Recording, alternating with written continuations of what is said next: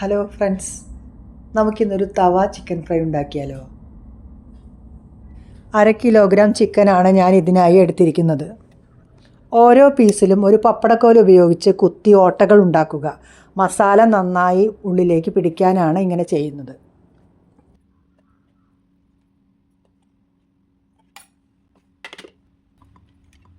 ഇനി ഒരു ബൗളിലേക്ക് 1 ടേബിൾ സ്പൂൺ ഇഞ്ചി വെളുത്തുള്ളി പേസ്റ്റ്, 1/2 ടീസ്പൂൺ ഉപ്പ്, 1/2 ടീസ്പൂൺ മഞ്ഞൾപ്പൊടി,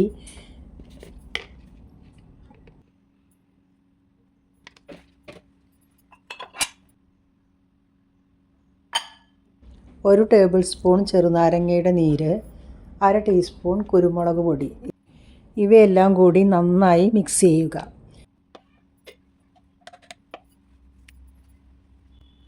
ഇനി ചിക്കനിലേക്ക് ഈ മസാലകളെല്ലാം നന്നായി നമുക്ക് തേച്ച് പിടിപ്പിക്കാം.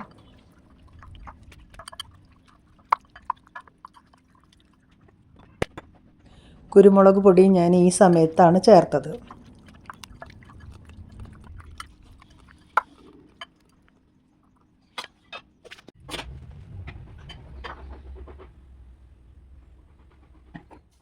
ഇപ്പോൾ 1 മണിക്കൂർ കഴിഞ്ഞിട്ടുണ്ട്. ഇനി നമുക്കൊരു ഇരുമ്പ് തവ അടുപ്പത്ത് വെച്ച് അതിലേക്ക് ഒരു 2 ടേബിൾ സ്പൂൺ വെളിച്ചെണ്ണ ഒഴിച്ചു കൊടുക്കുക.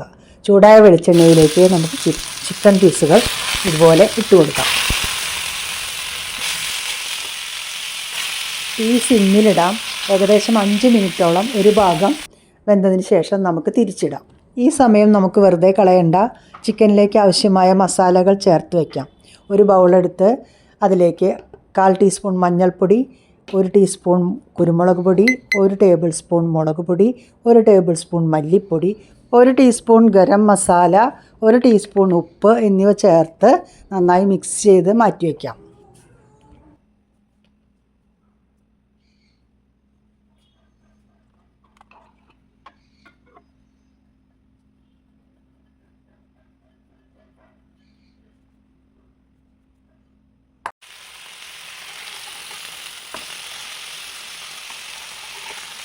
ഒരു ഭാഗമായിട്ടുണ്ട്. നമുക്കത് തിരിച്ചിട്ട് കൊടുക്കാം.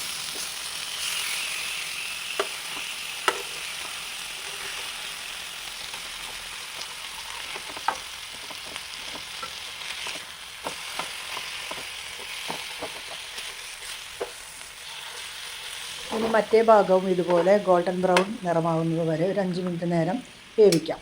ഇനി ഇതിന് മുകളിലേക്ക് നമ്മൾ നേരത്തെ ചേർത്ത് വെച്ച മസാലപ്പൊടികൾ വിതറി കൊടുക്കാം. കൂട്ടത്തിൽ ഒരു തണ്ട് കറിവേപ്പിലയും 2 പച്ചമുളകും കൂടി ചേർക്കണം. ചിക്കൻ്റെ എല്ലാ ഭാഗത്തും ആകുന്ന രീതിയിൽ തിരിച്ചും മറിച്ചും ഇട്ട് പൊടികൾ വിതറി കൊടുക്കണം. ഞാനിടുമ്പോൾ അത് വീഡിയോ എടുക്കാൻ വിട്ടുപോയി, അതാണ് കാണിക്കാൻ പറ്റാതിരുന്നത്. പൊടികൾ നന്നായി പിടിക്കാനായി ചിക്കൻ തിരിച്ചും മറിച്ചും നന്നായി ഒരു 2 മിനിറ്റ് നേരമെങ്കിലും ഇതുപോലെ തിരിച്ചും മറിച്ചും ഇടേണ്ടതാണ്. തീ നല്ലോണം സിമ്മിലാക്കി വെക്കണം ഈ സമയത്ത്, അല്ലെങ്കിൽ പൊടികൾ പെട്ടെന്ന് കരിഞ്ഞു പോകും. വെളിച്ചെണ്ണ കുറവാണെങ്കിൽ ഈ സമയത്ത് കുറച്ച് വെളിച്ചെണ്ണ ഒഴിച്ചു കൊടുക്കാവുന്നതാണ്. ഇനി ഇതിന് മുകളിലേക്ക് ഒരു വലിയ സവോള ചെറുതായി അരിഞ്ഞതും, ഒരു വലിയ തക്കാളി ചെറുതായി അരിഞ്ഞതും, മാക്സിമം ചെറുതാക്കാൻ പറ്റുന്ന അത്രയും ചെറുതായി അരിഞ്ഞാൽ നല്ലതായിരിക്കും, അതിൻ്റെ മുകളിലേക്ക് ഇട്ട് കൊടുക്കാം. തക്കാളിയും സവോളയും ചിക്കൻ്റെ മുകളിലേക്ക് ആവുന്ന രീതിയിൽ ചട്ടകം ഉപയോഗിച്ച് ഒതുക്കി ഇങ്ങനെ വെച്ച് കൊടുക്കുക ഇതേപോലെ. അതിനുശേഷം ഒന്ന് തിരിച്ചും സവോളയും തക്കാളിയും ചെറുതായി വാടിക്കഴിഞ്ഞാലും തിരിച്ച് അതേപോലെ തന്നെ തിരിച്ചിട്ട് കൊടുക്കുക. എല്ലാ ഭാഗത്തും ചിക്കൻ്റെ എല്ലാ ഭാഗത്തും ഈ തക്കാളിയുടെയും സവോളയുടെയൊക്കെ നീര് നന്നായി പിടിക്കണം. അത് കഴിഞ്ഞതിന് ശേഷം ഒരു മൂടി ഉപയോഗിച്ച് അതൊന്ന് മൂടി വയ്ക്കാം. കുറച്ച് നേരം മൂടി വെച്ച് നമുക്കൊന്ന് വേവിക്കാം. ഇനി ഈ സമയത്ത് വെള്ളം കുറവ് അടിയിൽ പിടിക്കുമെന്നുള്ള ശങ്ക ഉണ്ടെങ്കിൽ ഒരു ലേശം വെള്ളം ഒന്ന് സ്പ്രിങ്കിൾ ചെയ്ത് കൊടുക്കാവുന്നതാണ്.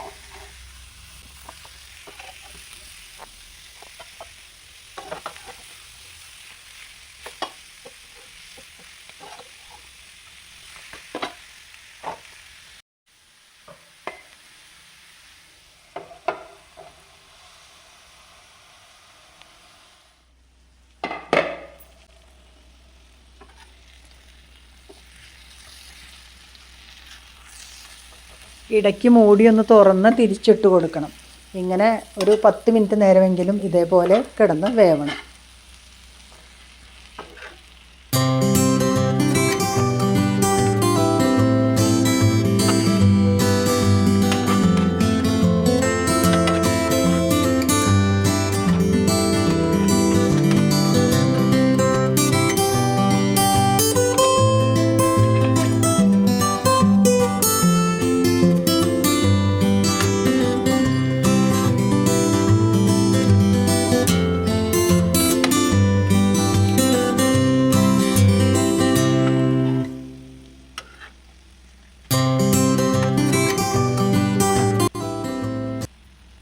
ഇപ്പോൾ ചിക്കനെല്ലാം നന്നായി വെന്തിട്ടുണ്ട്.